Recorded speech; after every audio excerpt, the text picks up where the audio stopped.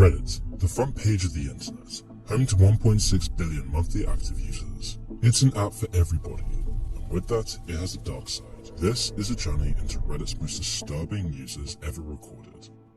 Starting with one of Reddit 2006, less than a year after its release. For the first couple of years on Reddit, he was barely known. Most of his activity was on political and religious posts. This is typical on Reddit, and it's what his account looked like for 3 years. But in September 2009, Cole H came up with an idea that would bring him fame in the Reddit world. Cole H made a post on R programming, offering a free programming course where he could share his 15 years of professional programming knowledge. He explained that he really enjoyed teaching other people how to program, and that with some spare time, he could help those running into issues on their programming journey. He explained that it's just me being nice and hopefully helping someone out. His offer interested many, because within the next few hours, the post received hundreds of comments and Cole H's inbox blew up with programming requests. But he didn't just want to help a few people, he wanted to help everybody. So over the next few weeks, he made hundreds of posts as a free course for all levels of skill, from total beginner to expert. Cole H spent much of his day helping users and replying to comments. If you look at his profile history, you'll see thousands of comments and posts while Cole H made somebody's life a whole lot easier.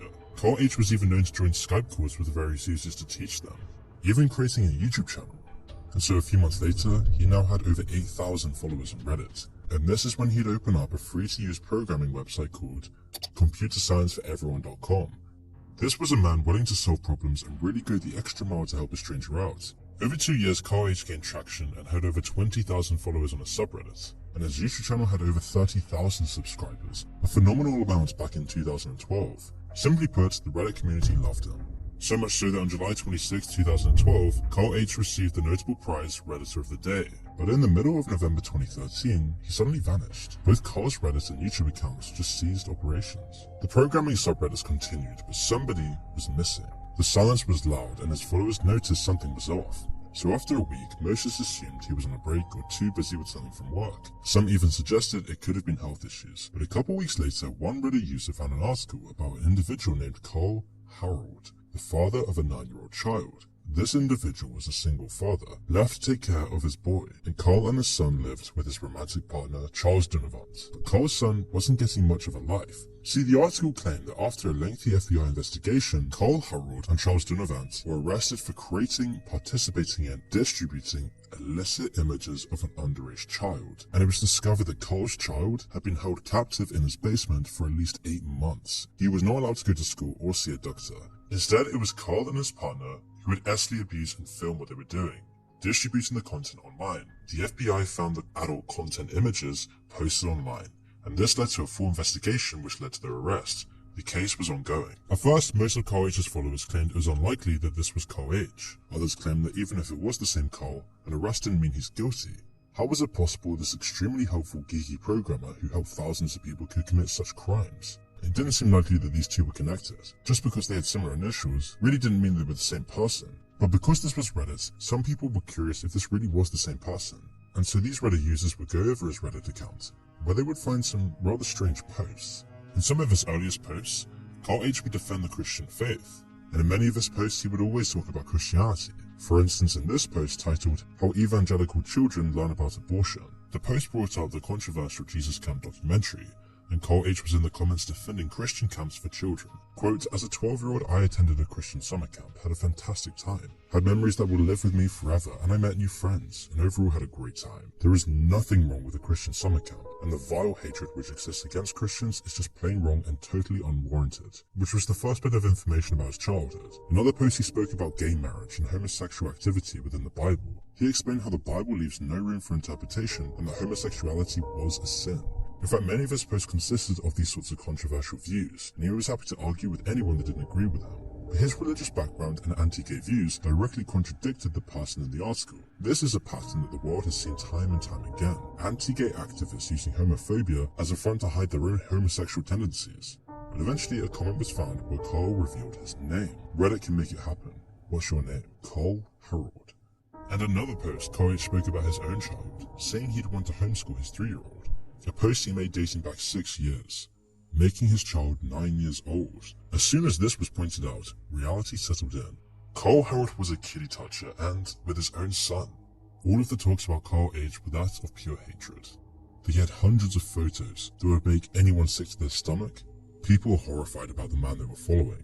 According to the reports, it was eventually clear that both men were involved, but for some reason it was said that Cole thought he stood a good chance to win the case. Cole was facing 18 accounts of charges, including conspiracy to commit sodomy, conspiracy to commit astral charges, and touching under 12 people, as well as aggravated child harm, to name a few. When Cole was eventually arrested, the state assigned him a lawyer, who Cole declined and hired his own defense lawyer. However, this would prove to be in vain. Before the set time to appear in court on November 21st, Cole was found dead in his cell, because on November 3rd, Cole had taken his own life. As for his partner in crime, he was eventually sentenced to 56 years in prison. Both news media and his Reddit community showed no remorse, calling him a coward, a man who couldn't face the consequences of his own actions. Quote, "Rest in pain and hope you in hell." That's how Cole H went from Redditor of the Day to the most hated Redditor. But hiding who you really are on the internet is pretty simple. And the story of Galpticos is no different. Now, if you've browsed his Reddit account, you think a few things. He loves games, he loves memes, and he's probably a little bit depressed. Galpticos opened his account on September 2nd, 2017, and he quickly became, well, a nobody on the platform. That made Galpticos stand out from any other Reddit user. So, why is he in this video? Well, over the 2 years Galpticos' account was open, he would slowly show signs of depression and alluded to how little he felt about himself. In a Reddit post titled, quote, "People who used to be straight-A students but later changed, what happened?" We see Galpticos explain that he's been dealing with depression from when he was in high school. Quote, "Getting A's was super easy for me, but once I got into high school I became depressed. I was able to ace quizzes and tests, but my grade in the class itself would be B's simply because I didn't turn in any of the assignments or labs or whatever." Then over his next few hundred posts on the platform, he'd casually noticed depression more and more. In another post he claimed that he wished his parents were more strict, because now he's a useless waste of space. He joked that he'd wish he was never born, and that he was forced to fake smiles out in public. But once again, in the Reddit world, he went unnoticed. Even if you browsed his average post, it was just a comment on some meme. But behind the scenes, the man behind the screen was a ticking time bomb, and something evil was cooking up inside of his head. Over time, the posts about self-hate continued. One post on Ask Reddit with the question, "What has been the most depressing moment / realization of your life so far?" Galpticos gave a glimpse of exactly what was going on in his head. "Even though I was lucky enough to be born with a good family, a good home, have good friends, live in one of the most privileged countries in the world, and have the ability to fix any problems I have, I'm too useless to fix any of them, and I'm still unhappy." Nobody knew, but this person seriously needed help. Unfortunately, he wouldn't get it, and the consequences of this were way worse than you can possibly imagine. Farron Tobit was a 19-year-old male who lived in Texas. He was semi-close with his older brother, Tanvir Tobit, and although he didn't get the best grades in school, he did make it to university, but things didn't work out, as halfway through the year, Farron decided to drop out. So he moved back to his house in Texas with his family. Farron didn't do too much. He spent a lot of time playing games like Portal and Fortnite, or sat with the family while on his phone, and his online alliance was Galpticos, the one he'd chosen when he played Roblox when he was much younger. As you'd expect, Farron struggled with depression. While Farron didn't see a professional early in his life, apparently the person he spoke to about his depression didn't help too much. At least he was diagnosed with depression and got some medication, and it did seem like his life was going to get better. Farron and his brother made a 3D graphics engine, which he seemed to be proud of, motivating him to potentially return to college, or so he claimed, but it didn't amount to anything as his self-loathing held him back. Instead, Farron started to watch The Office. It was his only escape from reality, but by the time the show finished, he felt like it was all finished, and he had nothing left to do. And so on the day that Farron finished The Office, he spoke to his brother about depression. His brother was going through similar levels of depression, and so the pair made a pact. They agreed that if their depression wasn't cured within a year, the two would kill their entire family, then turn the guns on themselves. They tried their best to improve, but a year was too long, so the pair changed the agreement to just a month. And many of the posts shown to you earlier was during the last couple of months of his life. And so the brothers started to prepare for their final day together. Tanvir purchased a firearm from the local store without an issue. He explained how easy it was to Farron, and he said he simply had to lie a little on the application. On April 5th, 2021, authorities were alerted to a very distressing note shared online by Farron. The Instagram post started with, "Hey everyone, I killed myself and my family," followed by a lengthy post. He went into extreme detail on his decision to end his and his family's life. A friend of Farron's called the police for a wellness check, but it was too late. As the police entered the property, they were met with the horrifying scene of blood and bodies around the house. Farron's grandmother, who was only there because it was Easter weekend, was also killed. The incident went unnoticed at first, only coming to light due to the concerning message posted online. The two would then take the lives of their family, after which they would take their own life. The police arrived on Monday. The suicide note Farron posted included statements like, "If I'm gonna die, I might as well get some attention." He shared his struggles with mental health challenges and his journey towards seeking a sense of relief. adding in a whole section about why the office should have ended when Michael left. He then added in a section talking about his GitHub. The GitHub had the name Gapticos written in the file names, which was how people online managed to put a Reddit account to a person. And in his message, he shared his thought process behind his actions, highlighting his belief that it would prevent further sadness for others in his family. By having a hard time coping with my wife having cheated on me with our neighbor, the now deleted post was over 1,700 words long, and as his username suggests, was a story of a person named Jason living with a wife that made him feel like he was living in hell. And Jason in hell wanted to know if it was his time to take his life, but no one could possibly imagine that this would lead to such a horrifying and tragic outcome. You see, the post starts with Jason in hell explaining that all his issues started in May 2015. At the time, he was extremely busy with a new project at work and was working very long hours. One of the days he was home, he found that his wife, Brandy Worley, also aged 30, had put a password on her phone, which was odd as she'd never done this before. Finding this unusual, Jason quickly called it out with Brandy. She reasoned that she was planning a Father's Day surprise and that she didn't want him to see and ruin it, but eventually she let out the surprise. Brandy had organized that their neighbor would build an office for him. What struck Jason as odd though was that she said she had felt guilty, whereas before, in all the 6 years that they were married, she said she never regretted anything. So why guilty? Even though the secret was now out, Brandy kept her passcode on the phone, and over the next few weeks, Jason often watched as Brandy smiled at her phone. But if he asked about who she was talking to, she would mumble some excuse and then put her phone away. Finally, Jason felt anxious enough about the situation, waited until she was in the shower, and grabbed the phone before the screen turned off. He opened her messages and found one little suggestive and sexy message sent to his neighbor. The message read, "I'm all covered in frosting. You want to lick it off?" Jason didn't overreact. Instead, he justifies it that it was probably a bad joke. After all, this was the only message between the two.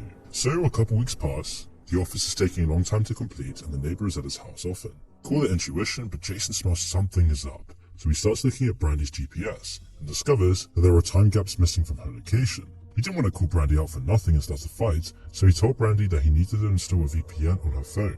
In the background, Jason installs a GPS system that he can remotely switch on and off, and an AT&T message backup so that he can access every message sent to and from his wife. At this point, Brandy was still under the impression that Jason was none the wiser. Soon after this, Brandy takes the kids to Jason's mum for the day, while Jason is at work while also watching the activity on her phone. Brandy first tries to see the neighbor, but he's busy with other projects. So later that evening, Brandy, Jason and the two kids go out to supper with their neighbor, his girlfriend and his son. The ladies enjoy their evening and then suggest they go watch a movie, Magic Mike XXL. Jason then suggests that he and the neighbor will watch the kids. The men are in the living room on the couch opposite each other. The kids are in another room playing, and that's when the messaging starts. Brandy is messaging him about sex acts that she wants to do to him, and the neighbor is responding all the while Jason is reading in real time all the messages between the two. Then she tells the neighbor to go look on Snapchat, and there's a picture of her masturbating in a bathroom stool. Then they plan when to have sex, and it was decided on Monday when Jason was at work. Jason's not reacting, but then she says she loves him, and the neighbor says, "You're my girl now." Jason is about to crack, but he somehow keeps composed. Remember, Jason is in the same room as the man he's seeing his wife cheat on him with. But there are kids in the room, and he's not a violent person, so he waits. The ladies come back from the movies. Jason makes sure the kids are in another room, and he gets everybody together. He then confronts Brandy and his neighbor. "So, you two love each other, huh?" Brandy flat out denies this, while the neighbor's girlfriend is hitting his neighbor. Then he asks his wife if she was texting him. She denied this until he showed her the messages. She takes ownership, but says it was the first time it had gone so far. Then he asked if she had sent pictures to him. Again, she denied this until he showed her again, and she says it was the first time. He then asks if they're having sex. She says no, and because there's no evidence, Jason is forced to accept her denial. The neighbor's girlfriend defends them, saying that it couldn't have been that serious. But Jason tells Brandy that he is leaving her. Brandy takes this as a moment to manipulate Jason. She explains that even if he tries to leave, she will make sure that she gets custody of the kids. She brings up how Jason attempted suicide and how she could convince the judge he is unfit. The neighbors leave and they fight for the rest of the night. They continue to argue all weekend and decide to separate. That Monday, Jason's in a meeting, and he gets a call from his wife to say that he must come home and explain to the kids why they are leaving. She had told them she had to leave because Daddy was angry at her and that they had to come with her. The eldest of the two kids, Tyler, thought that because he had to leave too, Daddy was angry with him too. And of course, Brandy did not correct his assumption. Charlie, at age 2, also ends up crying because her big brother is crying. So then Jason goes home to his crying children and realizes that he is going to damage his kids, so he begs Brandy to stay. And as if Jason hasn't been put through enough already, Brandy has the audacity to order Jason to apologize to the neighbor if she wants her to stay for the kids' sake, as the neighbor's kids are social with their kids. So Jason apologizes even though he didn't want to, and quite frankly, he never should have. And so a year goes by, and lo and behold, Brandy sends the neighbor another picture, and when confronted, she says it was meant for him. Jason has been enduring this hell for the past year and has come to the end of his tether, which is why he's on Reddit asking what he should do. His marriage is fake, his job has taken a hit, he hardly sleeps, and he's just emotionally spent. The Reddit comments were all straight and direct, some harsh, some comforting, some offering him advice on the legal side of it, but in the end, it was obvious that the majority agreed that he should get out, and it did give him the push he needed to get a lawyer and get out of his marriage. He writes back that while he did ask her to go to counseling, she didn't want to fix her. So he has taken their advice and is meeting with a lawyer next week to get himself and the kids out. This is where the story should have ended. Jason would have gotten divorced, as thousands do, and moved on. Sadly though, the day after Brandy got the divorce papers at 4:45 AM, a 911 call was made that was enough to make you sick. Montgomery County 911, where's your emergency? 203 South Madison Street. In what town? Darlington. Hey, what's going on there? I just stabbed myself and I killed my 2 children. You stabbed yourself and killed your 2 children? Mm-hmm. Okay, and what's your name? Brandy Worley. Brandy what? Worley. Okay. How do you spell your last name? W-O-R-L-E-Y. And where are the children at? In my daughter's room on the floor. In your daughter's room on the floor? Okay. And what caused you to do this today? My husband wanted to divorce and wanted to take my kid. I won't let him have my kid. Okay, and how old are your children? 7 and 3. 10 and 3? 7. 7 and 3? Mm-hmm. Where did you stab yourself at? In the neck. Okay, are you bleeding? Yeah, there's blood everywhere. Okay, and where are you at? In my living room. You're in their living room? Mm-hmm. Are you armed now with the knife still? No, it's in my children's room. Hello? Okay, where's your husband at? Downstairs somewhere. Okay, what's his condition? I don't know, I haven't talked to him. And when you say downstairs, is he in a basement or? Yeah. Okay, what's his name? Jason. His what? Jason. Nathan? Jason. Jason? An eerie calm Brandy tells the dispatcher that she has killed her 7-year-old son and 3-year-old daughter and stabbed herself in the neck. She doesn't sound remorseful or anything. As the dispatcher asks her more questions, you can hear that even he is battling to have empathy.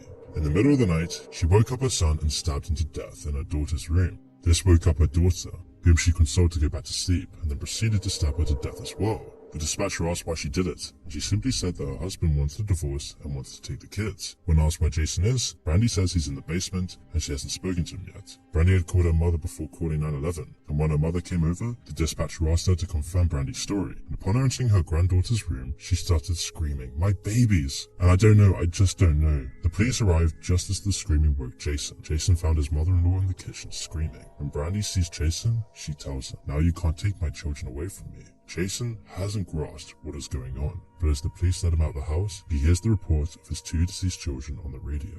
Brandy tells the paramedic that she had intended to end her life, and that she somehow screwed it up. The autopsy would later show that Brandy had stabbed both children multiple times and saved little effort for herself. It was also later found that it was all premeditated. Earlier that evening, Brandy had gone to the store to buy the knife that she used to kill the children. She had told Jason it was for pipe cleaners for the kids' project. Then she hid the knife in the room. Brandy initially pleaded temporary insanity, but later changed her plea to not guilty. While her lawyers argued that her cold demeanor was a result of her detaching to cope with what she had done, it did not spare her from justice. She was sentenced to 55 years for the murder of her son and 65 for the murder of her daughter. But on the Reddit side of things, most figured that they'd heard the end of Jason in hell. He went silent for a while. One Reddit user did make the connection of a news article about the death of the 2 children, but making a connection as such was a stretch, and nobody thought much of it. A couple weeks later, Jason in hell returned, confirming what had happened, and answered some questions. For Jason, well, his life had just changed in the most drastic way possible. Jason spoke about how he'd have to go back to the house where his children were murdered, and although the cleaners had come and gone, he swore he could still smell blood in his daughter's room. He left the house saying he just couldn't stay there. He also stated that he failed as a father to protect them, and he was also left questioning if he could have stopped her. Brandy suggested sleeping on the couch instead of the mattress in the basement, and Jason often wonders if he had slept on the couch, it might have changed the outcome, or he could have died with them. Jason posted an update, which is just heartbreaking to read. The post tells of thoughts of unaliving herself, and using alcohol as a means of sleep. Fortunately, his family intervened before it became a problem. He also tells how his in-laws continue to be a problem in his life, to the extent that they don't allow him to be at his children's graves unwatched. His parting words are wise and sweet. Jason encourages all to take the time to spend with their loved ones. He ends off saying that he is grateful that his last words to his children were, "I love you. Good night. I will see you in the morning."